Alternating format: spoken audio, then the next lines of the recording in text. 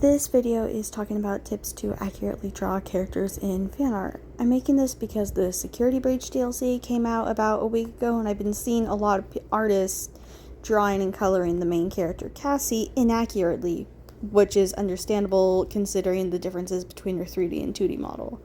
So I'm making this video just to help anyone who's confused and wants help.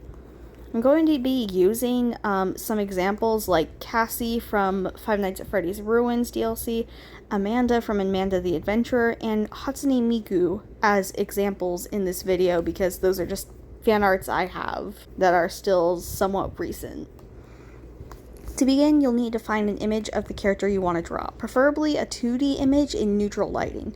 3D images are much harder to get accurate colors from and often have weird lighting on them that makes it much more difficult. This is because on top of the just normal colors of the character, there's shading, there's lighting, and there's like a million other things that make 3D images way harder to get accurate colors off of.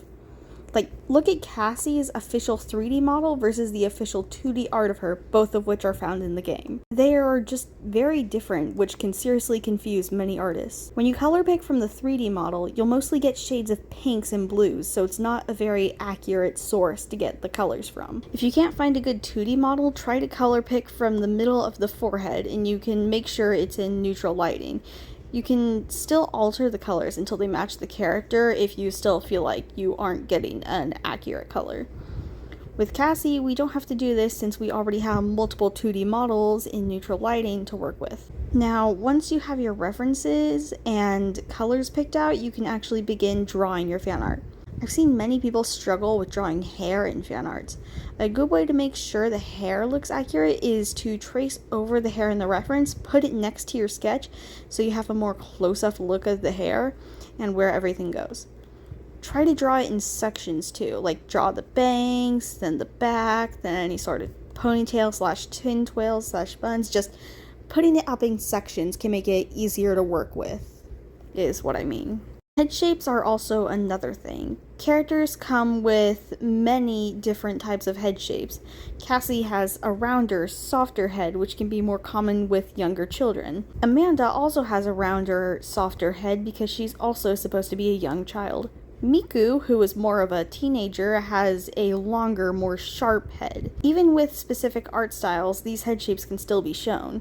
Here's how I draw rounder heads like Amanda's and Cassie's versus how I draw longer, sharper heads like Miku's. Eyes are also an interesting thing. Many different characters have different eye shapes. Cassie has round eyes that are more like the shape of a sideways oval, so I draw them like this. Miku has longer eyes that are more like a slightly round rectangle, so I would draw them like this. Now let's discuss how different art styles can alter the way a character looks. While stylization can change a character, it should still be clear who the character is. You should still be able to tell that's supposed to be the character when you line up the official art with the fan art. I'll use my own fan art of Amanda from the horror puzzle game Amanda the Adventurer as an example. By the way, gore warning in 3, 2, 1. Even though my art style is very different from the style of the game, it's very obvious who this is supposed to be, and anybody who has looked at the game can tell who my fan art is supposed to be of. Same with my Miku fan art, which is relatively old, so please don't judge it too much. It's still very obvious that it's supposed to be Miku, despite it having a very different style. Also, no hate to Dexichi, who is the person that I'm using as an example right now, but this is an example of what stylization shouldn't change. Both of these examples are in, neutral lighting, by the way. An art style should not completely change a character like this.